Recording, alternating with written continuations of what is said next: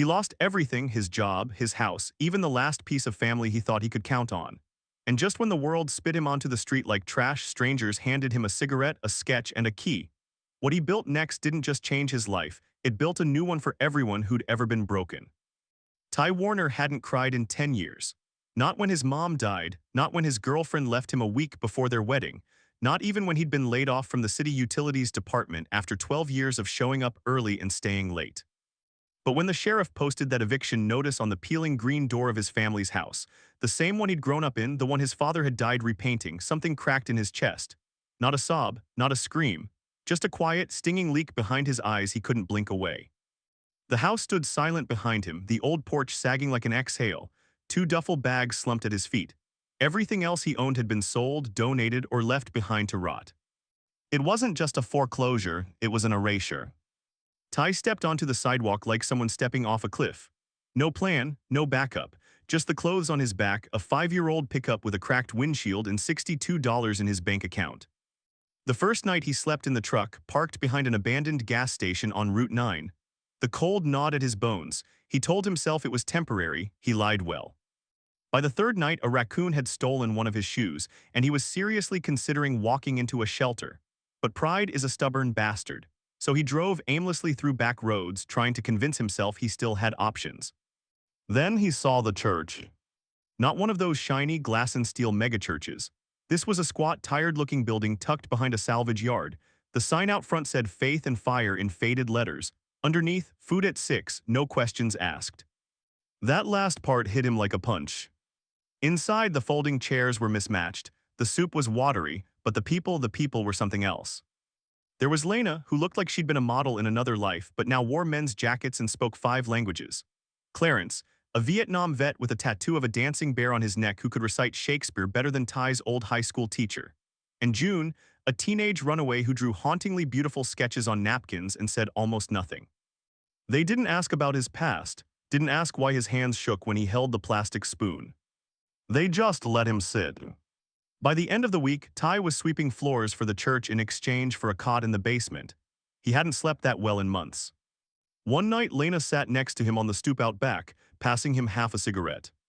"You ever make anything?" she asked. Ty blinked like what?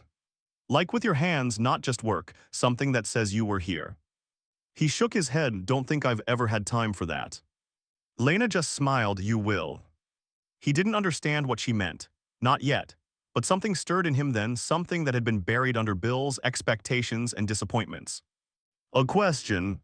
Not how do I survive, but what if I could build something again? Something real. Something that could never be taken away. Ty started collecting things. It wasn't conscious at first, just small, odd objects he found behind the church or near the salvage yard. A rusted bicycle chain, a chipped ceramic owl, a stack of expired parking meters dumped in a crate. Each piece was broken, useless, just like he felt most days. But there was something in them he couldn't ignore. He kept them in a milk crate beside his cot, not knowing why. It wasn't hoarding, it was closer to reverence. A private, silent museum of the discarded. Clarence noticed first. "You lookin' to build a robot or something?" he asked, nodding at the pile during morning coffee. Ty smirked, "No idea, maybe I'm just losing my mind." Clarence sipped from his chipped mug. "Maybe you're finally finding it." One afternoon, while helping June board up a broken window, Ty asked her about her drawings. She paused mid-stroke, then handed him a napkin. It was a sketch of him, sitting alone at a table, shoulders hunched. But she'd drawn light pouring from his hands as if something invisible was growing there. "I don't look like that," he said. June didn't answer. She just went back to sketching, eyes down, mouth tight. Ty carried that napkin in his back pocket for days. He looked at it like a mirror he wasn't ready for. It was Lena who finally shoved him into motion, literally. She kicked over his milk crate one morning, scattering the bits and pieces across the cement floor. "You gonna keep collecting junk or do something with it?" she snapped. He stared at the mess, heart hammering. "What do you want me to do?" "Make something, anything, doesn't have to be useful, just has to mean something to you." Ty didn't speak, he didn't trust his voice. That night, under the harsh light of the boiler room bulb, he worked in silence. It took hours, days maybe. He didn't keep track. He used a hacksaw someone had left behind. bent nails with a tire iron, and soldered metal with a camping stove flame. When it was finished, it was strange, ugly even, but it had balance, purpose. It looked like a man made entirely from broken things. He named it Frank, short for Frankenstein, though no one asked. He placed it on a milk crate thrown beside his cot like a silent roommate. Clarence saw it first and laughed. "That's the ugliest damn thing I've ever seen, I love it." Lena said nothing, just gave him a rare nod that meant everything. June added a crown made from cantabs. The next day, Pastor Melvin, who ran the church like a half-crazed social worker, asked Ty if he could make something for the community garden. A scarecrow, maybe. Ty thought about it for a moment, then smiled. "I got something better." And just like that, the idea took root. Not just to make art. To build a life out of scraps. But that kind of dream needs more than inspiration. It needs a risk, a leap. And Ty was about to take the biggest one yet, without even realizing it. Word spread quietly like a secret passed through cupped hands. First it was just the garden. Ty turned rusted rakes and bent fence posts into creatures, a grasshopper with spoon legs, a bird made of bicycle gears, a woman whose arms were branches and whose face was a shattered rearview mirror. People came to stare, not crowds, just neighbors, tired people in work boots or plastic slippers, holding cups of cheap coffee, heads tilted. No one said genius or visionary. They said things like, "I feel like she's looking at me," or "that thing kinda reminds me of my grandma weirdly." And Ty started to stand straighter. Then Pastor Melvin asked him to help with the spring fundraiser. "We need money, Ty, real money. City wants to charge us fees for the soup line again. I was thinking, maybe we auction off one of your pieces." Ty hesitated. "You think people would pay for my junk sculptures?" Melvin shrugged. "They don't see junk anymore. They see something they can't name, but they want it." That night, Ty didn't sleep. He sat beside Frank and ran his fingers over the welding seams, wondering what it meant to price something that came from pain. Would he be selling a piece of his own survival? He made something new. A man holding up the roof of a crumbling house on his back, metal beams curved like muscle, screws for eyes, a doorframe broken across his spine. He called it burdens. At the auction, people clapped politely for the usual paintings of flowers, a signed baseball, a gift basket of spa items no one really wanted. Then Ty's sculpture came out. Silence dropped like a curtain. A woman in a tan business suit whispered, "It's heavy," like emotionally. Another man said, "My father was like that," held everything up until he collapsed. Bidding started at $50. It ended at $2,300. Ty couldn't breathe, not from joy, he was terrified. This was real now, people didn't just like it, they needed it. Afterwards, the woman who bought it approached him. "You ever think about selling in galleries?" she asked, handing him a card. "Galleries," he echoed, dumbfounded. "Art world's hungry for authenticity right now. Your stuff, it has truth, pain, hope. I know a guy in Chicago who'd love this." Ty stared at the card like it might burn him. He took it anyway. That night back at the church, Lena found him outside packing. "You good?" she asked. "I don't know, this is big." She nodded. "You afraid of losing yourself again?" He nodded back. "Then don't sell you, sell what you survived. There's a difference." The words didn't land immediately. But a door opened in him, not to fame or fortune, to possibility. The next week he sold 2 more pieces, one to a collector, one to a man who just wanted something real in his office. He opened a small online store with June's help. Clarence came up with the name, Resurrected Iron. Orders trickled in. Ty started making real money. Not mansion money, but enough to rent a room, buy new boots, even replace the windshield on his truck. But just when he thought the climb had begun, life threw him back down. Hard. The fire started at 3:12 a.m. Ty had just dozed off in his new rented room above a laundromat when his phone buzzed. 3 missed calls from Pastor Melvin, then a single text. "Come quick, church is on fire." By the time Ty got there, the place was half ash, half smoke.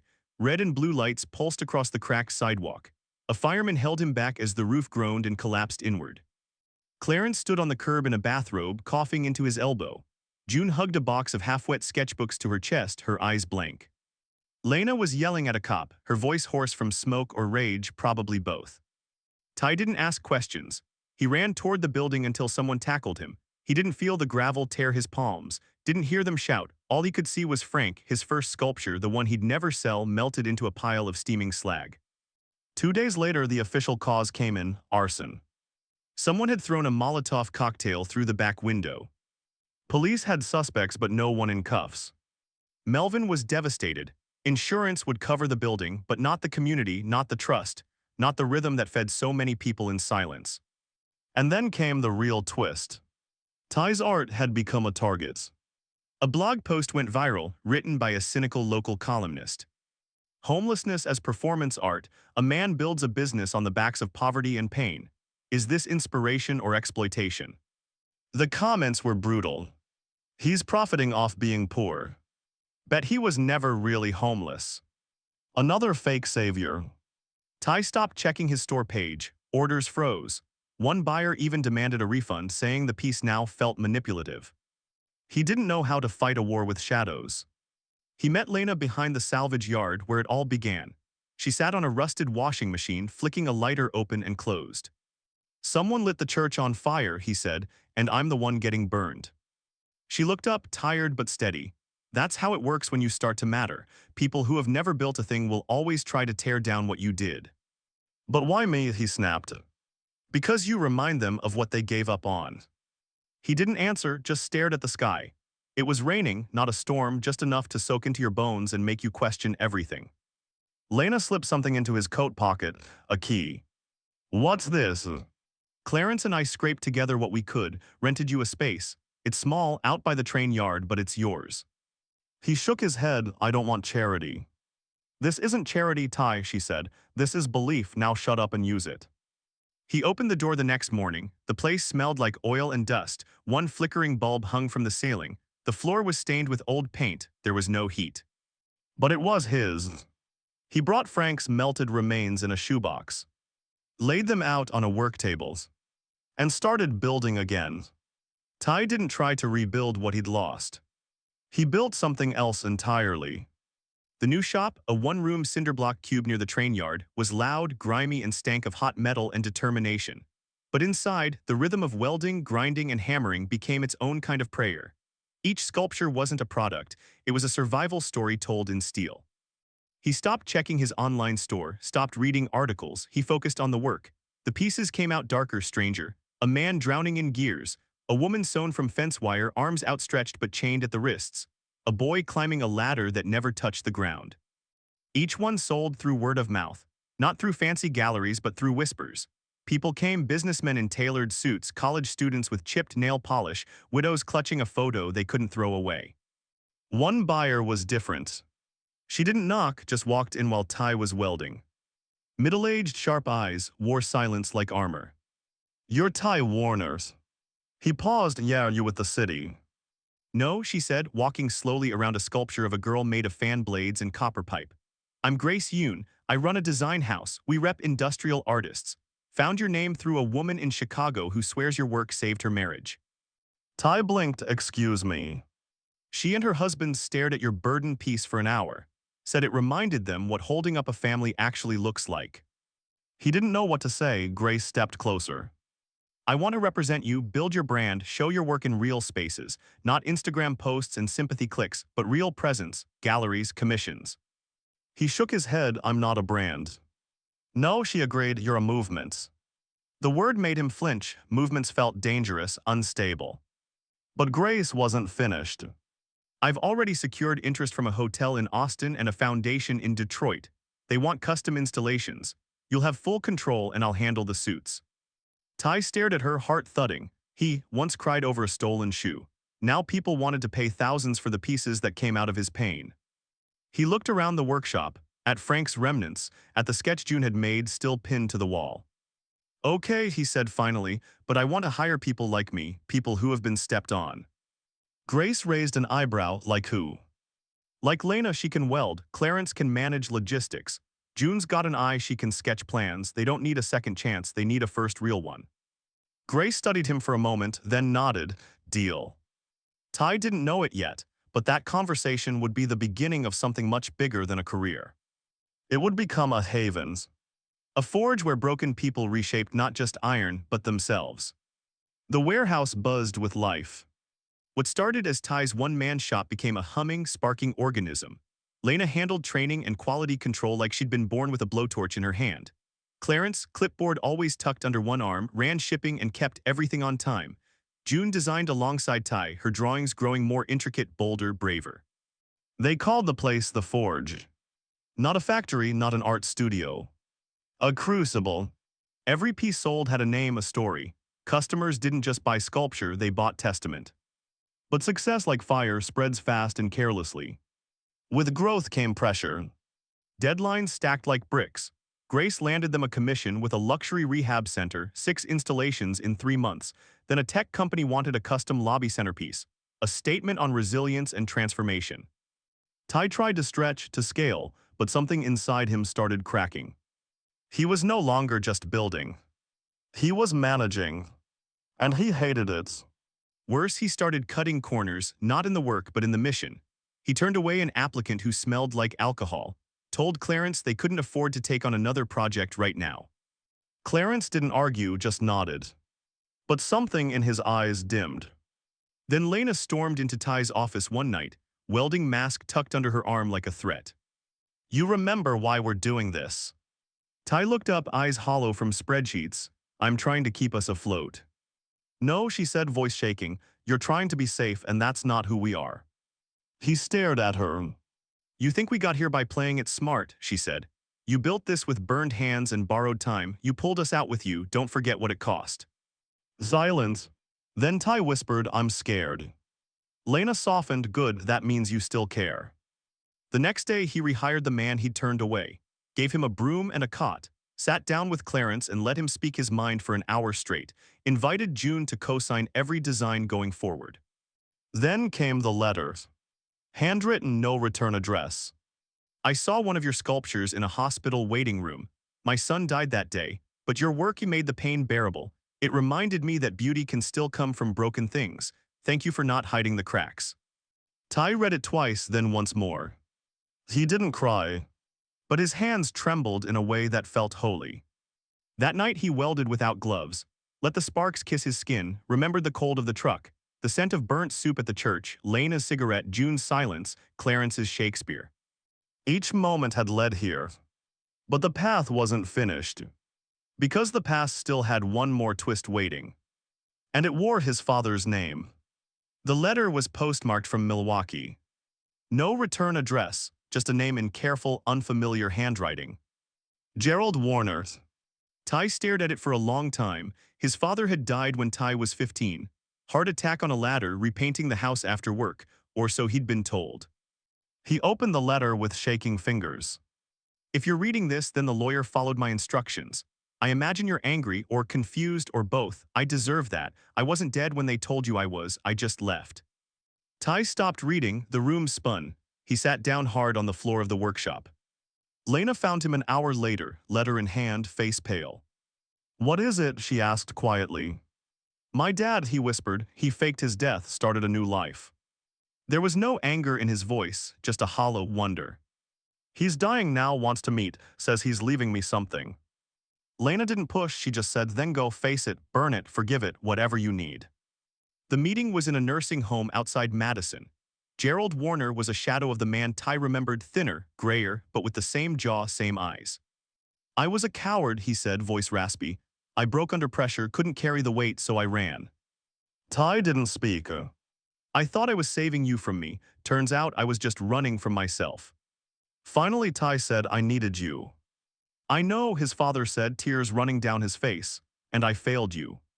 There was no apology grand enough, no explanation deep enough. But Ty sat there anyway. And they talked until the sun went down. A week later, Gerald died. Ty inherited a small lake house, falling apart, overgrown, full of dust and regrets. He gave it to the Forge. It became a retreat for artists and workers, people like June, Clarence, even strangers, where they could rest, heal, rebuild. In his father's absence, Ty created the home he'd never had. Years passed. His name appeared in magazines, he spoke at universities, but he never forgot where it started, behind a broken church with strangers who saw worth in his ruin. Frank, the melted sculpture, still stood in the center of the Forge, not as a masterpiece, but as a memory. A promise that broken things are not the end. They are the beginnings.